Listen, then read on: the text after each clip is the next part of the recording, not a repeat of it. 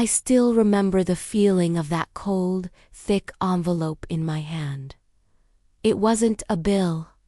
It was an eviction notice. My whole life, my whole marriage, was built on a lie. My own sister orchestrated, and that notice was the final, brutal punctuation mark. But before the panic, there was confusion. My husband and I had never missed a payment. We had an immaculate record. I called the bank immediately, my heart doing that frantic little drum solo thing in my chest. "There's been a mistake," I said, trying to keep the tremble out of my voice. "Our mortgage is current." The lady on the other end, professional and monotone, pulled up the file. Then she paused. That silence felt heavier than any shouted accusation. "Ma'am, our records show you are 6 months delinquent on 3 separate loans, with multiple bounced checks and an additional $40,000 in credit card debt, all taken out under your name. Your actual loan is being foreclosed upon because of multiple defaults." My lungs just stopped. I whispered, "That's impossible." But a chilling voice inside me, the one I'd been ignoring for months, already knew who was behind it. My little sister, Clara. I used to think trust was an automatic inheritance between sisters, like my mom's silver locket or our identical stubborn streaks. But that's a fairy tale you learn to burn. The truth is, Clara had been borrowing little bits of my life for years. First, it was clothes, then my car, just for a few days. Then my Netflix password, which she conveniently never gave back. She was messy, impulsive, and financially toxic, but she was family, and I always covered for her, always believed her soft, teary apologies. It started small and sneaky, like a slow leak. A weird call from a debt collector that hung up the second I mentioned my name. A credit card application rejection that made absolutely no sense.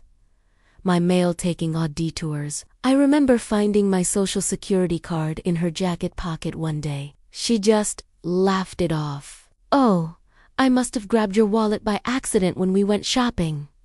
I let it go. That was my mistake. The rehook is here.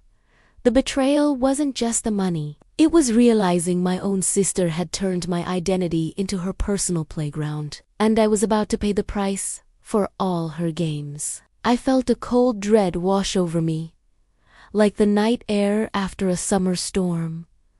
I ran to my safe, my hands shaking, the important documents. My birth certificate, the deed. Everything was there, thankfully. But I knew she didn't need the physical papers anymore. She just needed my trust, and she had bled that dry. The bank officer told me I needed to file a police report for identity theft immediately. That word theft felt like a punch to the gut, calling the police on your own sister. It felt so wrong, so final. When I finally confronted her, she was sitting on her couch, watching TV, completely oblivious. "Clara, we need to talk right now." She rolled her eyes. "About what?"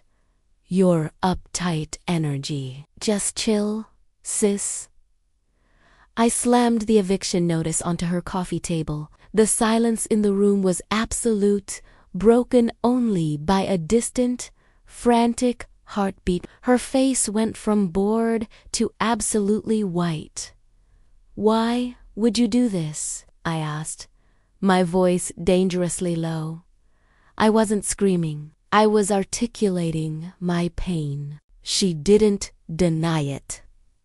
She just started crying, the same easy tears she used to get out of trouble with Mom.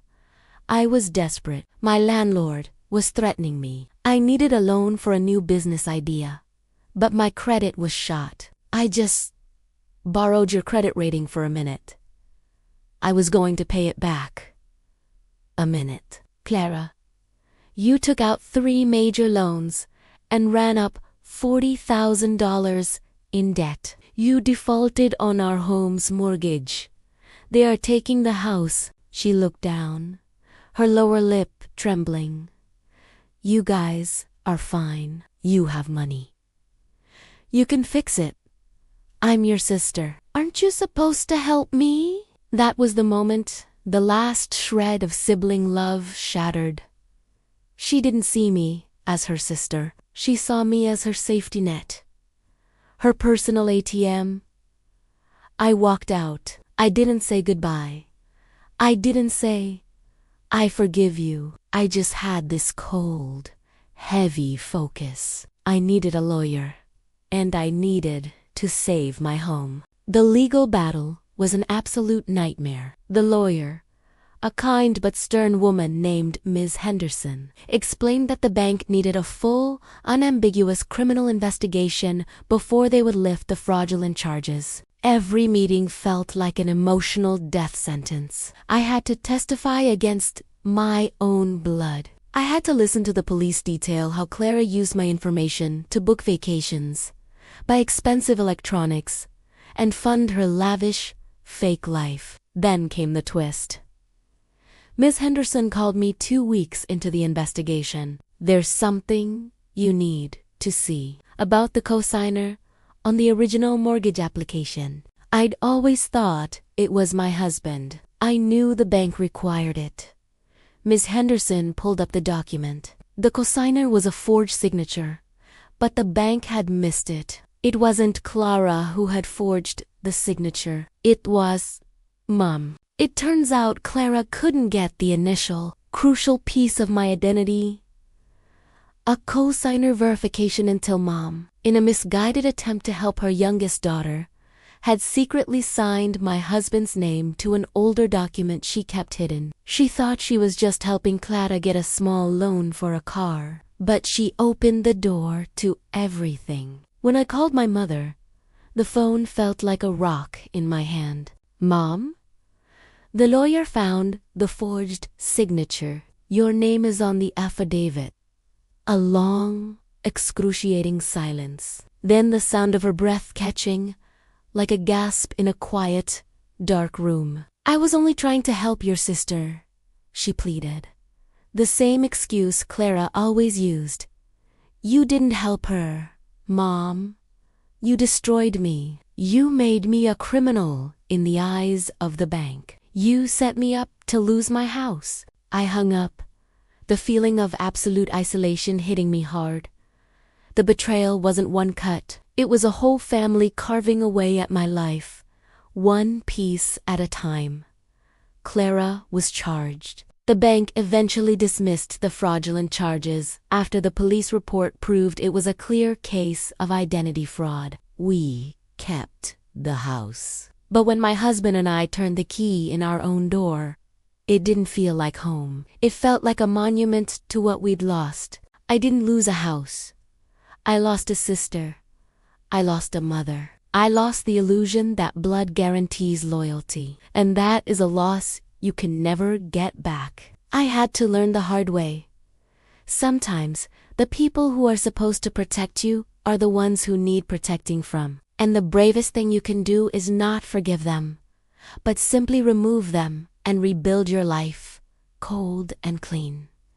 If you want more stories like this, hit subscribe.